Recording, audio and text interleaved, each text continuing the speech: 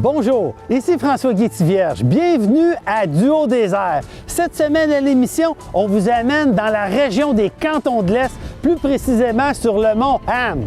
Alors, cette montagne culmine à 713 mètres d'altitude. Un très beau défi pour les sportifs et les amateurs de montagne. La récompense, quand on arrive au sommet, on a une vue de 360 degrés.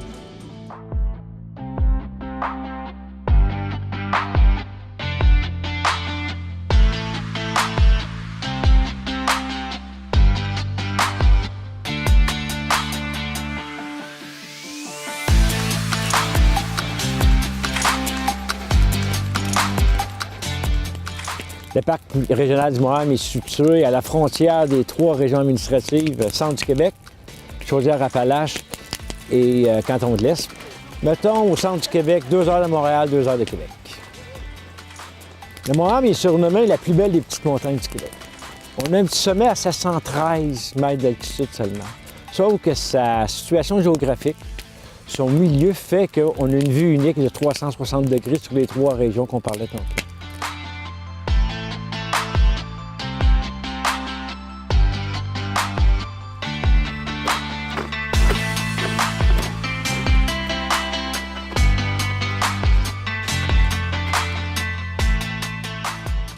En plus, on est renommé pour notre sommet de montagne. Les gens ils aiment ça, ça prend moins de 3 heures aller-retour. Idéal en famille. Avec des jeunes à partir de 6 ans, ils vont s'amuser, ils vont triper, comme on pourrait dire, monter la montagne parce qu'ils vont faire de l'escalade. Ouvert à l'année, l'été aussi beau que l'automne, mais l'hiver reste ma saison préférée et la plus belle saison pour le Mont-Ham.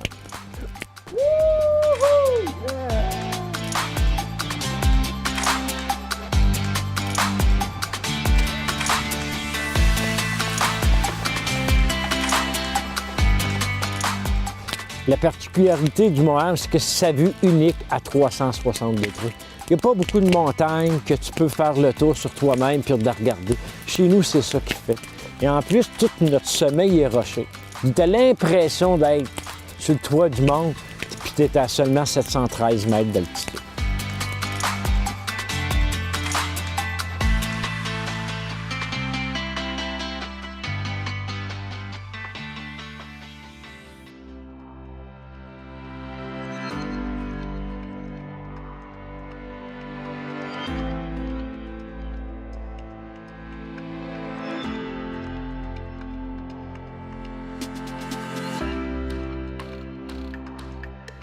Comme on dit tout le temps, notre montagne est accessible, est belle, notre personnel est accueillant, nos sentiers sont bien aménagés, nos infrastructures sont beaux, on peut y coucher.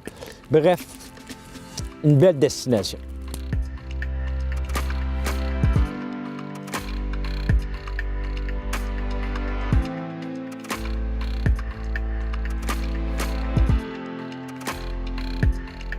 Oui, on a des hébergements, des camps rustiques, des tentes prospecteurs. On fait des activités qu'on appelle sommet à louer, où un groupe de 15 personnes et plus peut louer le sommet unique pour l'été.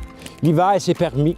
L'hiver, on permet le camping d'hiver en haut, mais sinon, il y a d'autres facilités en bas. On est ouvert à l'année, nos camps rustiques, nos tentes prospecteurs aussi. L'hiver, on fait de la raquette. On a un petit parcours de ski de fond qui est intéressant. Mais notre grand vendeur, c'est venez faire le sommet du Mont-Ham.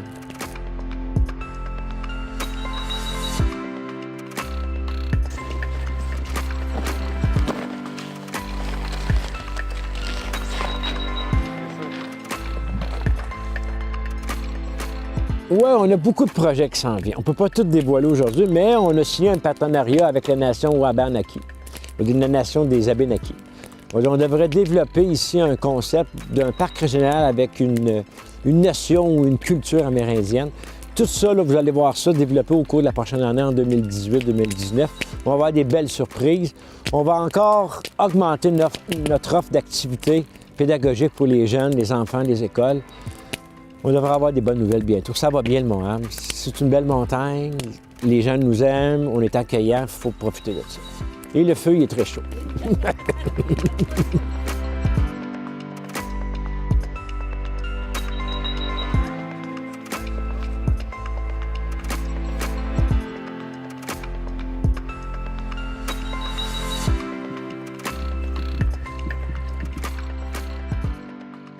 On a 18 km de sentier pour la raquette, la marche. Puis on a un 7 km de sentier de ski de fond. Au moment qu'on devrait, dans les projets futurs, on s'en vient avec un sentier qui devrait faire le tour de la montagne d'ici 2019-2020 pour augmenter notre offre de ski de fond.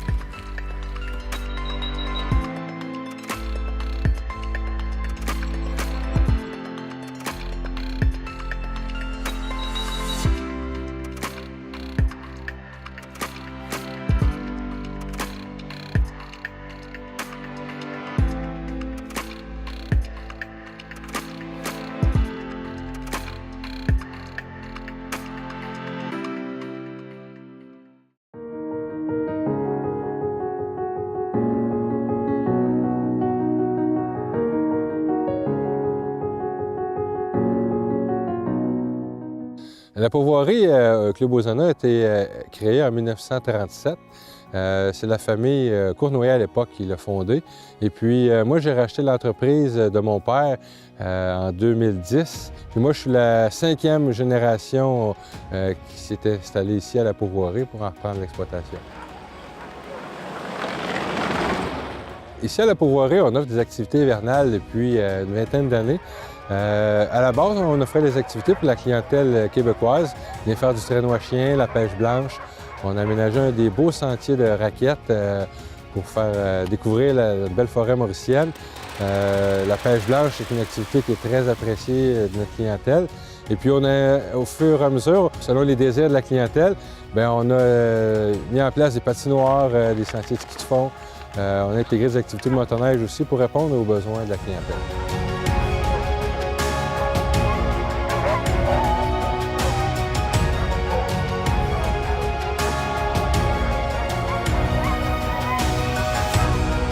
Au Chenil, on a 45 chiens. On peut faire en fait 8 équipes selon les besoins de la clientèle. Il y a toujours un guide devant. Les personnes qui veulent conduire seules le traîneau peuvent le faire. Les gens qui veulent être accompagnés, soit avec le guide ou un parent avec un enfant, on organise les activités pour que ce soit sécuritaire. En fait, on forme les équipes pour que les gens puissent avoir le contrôle du traîneau, être capables de s'arrêter en tout temps, puis aussi que les chiens soient assez puissants pour les amener où on veut aller.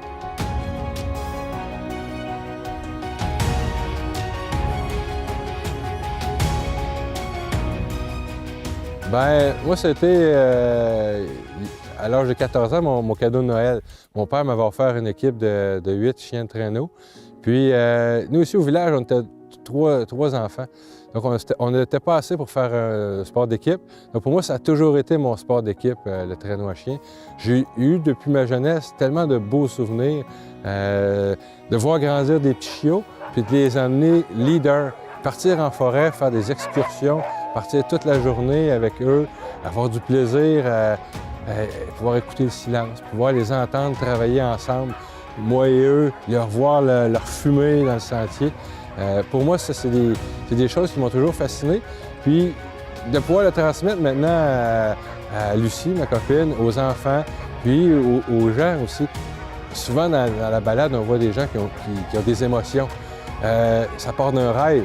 Les gens viennent ici parce qu'ils rêvent depuis longtemps de faire une balade en traîneau à chien, de mener ces équipes-là. Mais quand ils arrivent ici, à un moment donné, ils ne savent pas dans quoi ils sont embarqués. Ils vivent une adrénaline qu'ils ne sont plus en mesure de contrôler. Est-ce que je vais être capable de faire cette activité-là pour qu'à la fin de l'activité, ils disent « Wow, c'est incroyable!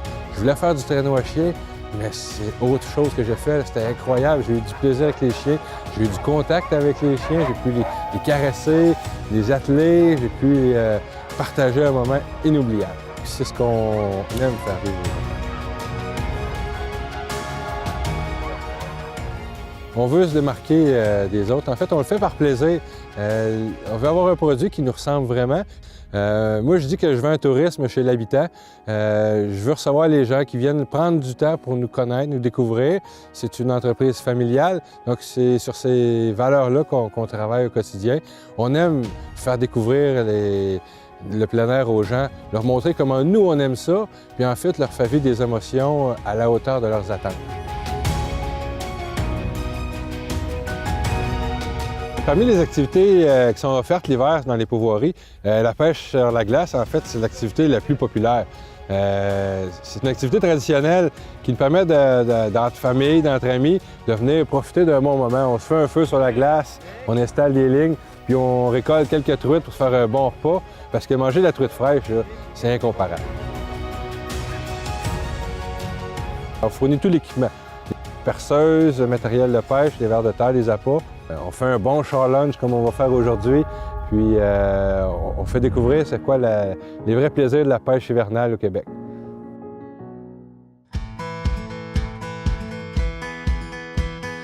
Bien, la passion des autoneiges, en fait, ça vient de mon père. Et son père était travailleur forestier.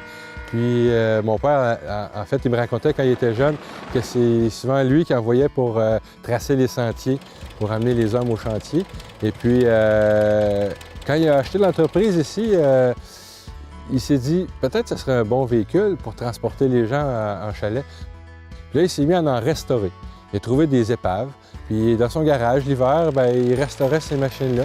Et puis, de fil en aiguille, il a rencontré des amis. Puis il s'est mis à partager du savoir de ces machines-là, des expériences vécues, à améliorer les machines pour les rendre plus performantes. Et puis moi, je suis arrivé là-dedans dans l'histoire à un moment donné. Je me suis mis à conduire ces machines-là, à transporter des clients avec ça. À tous les jours, ce véhicule-là, c'est mon véhicule maintenant. Je travaille avec ça, je l'ai adapté selon mes besoins. Il n'y a pas une condition de neige qui peut m'empêcher de monter ici sur le territoire. Il tombe une grosse tempête, on met la niveleuse, on se balade, puis il fait chaud là-dedans, il y a de la musique. C'est vraiment une atmosphère qui est particulière. Je te dirais même que les gens viennent ici des fois un peu pour ça, parce que c'est quelque chose d'exceptionnel. C'est pas un objet de musée, c'est un outil de travail. À tous les jours, on embarque là-dedans, on gagne notre vie avec ça, on amène les gens là-dedans dans une atmosphère incroyable. Malgré le fait que plusieurs pensent que les pourvoiries sont inactives l'hiver, c'est tout le contraire. En fait, il y a plus de 75 pourvoiries, membres de la Fédération des pourvoiries du Québec, qui offrent des services d'activités hivernales, que ce soit des relais de motoneige, des activités de plein air, multi-activités. Je vous invite à venir découvrir les pourvoiries au Québec l'hiver parce que vous avez le temps à découvrir.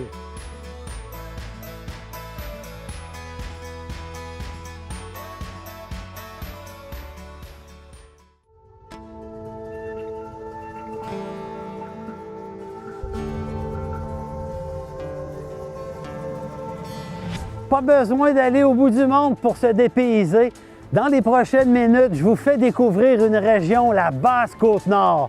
Un coin de pays méconnu avec le défilé des icebergs, une région qui, au bout des limites de la 138, vous amène à un dépaysement complet.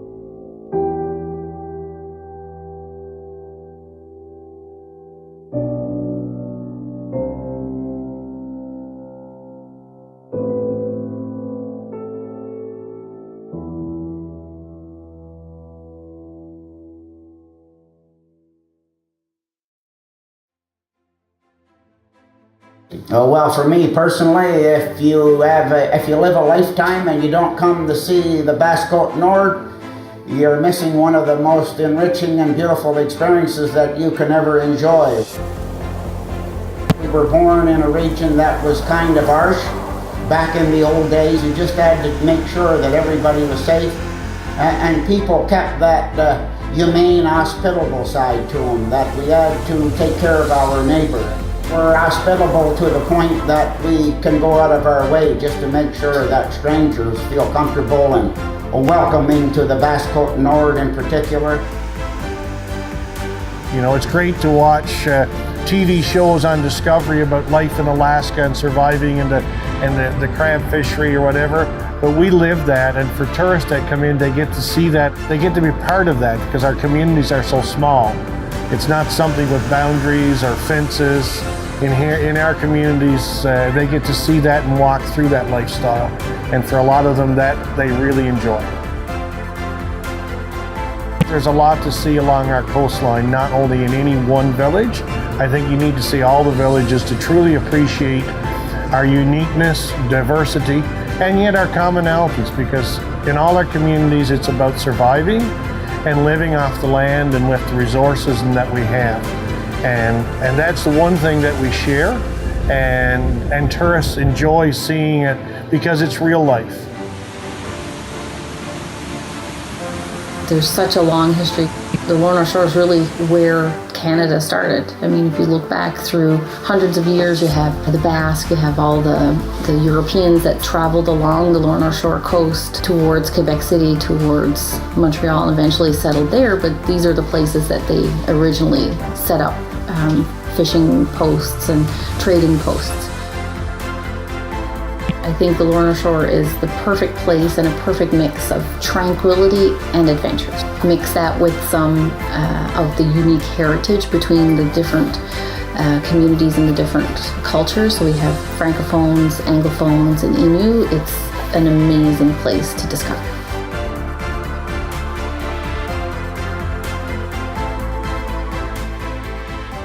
I bought a camp and my wife and I went there. And I didn't realize that the silence could make so much noise.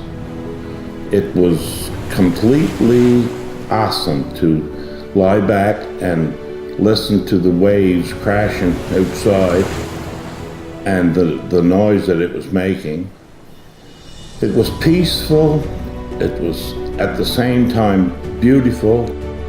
The morning after we got there, we were running low on drinking water, so we went out to the iceberg that was in the bay there,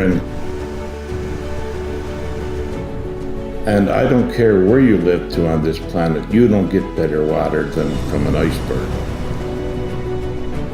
So as far as I'm concerned, anybody that wants to discover virgin territory, well, this is the last place. This is the last frontier, the Lower North Shore. There's no two ways about it. It's the last frontier. It's isolated, but it's still one of the most beautiful places on earth.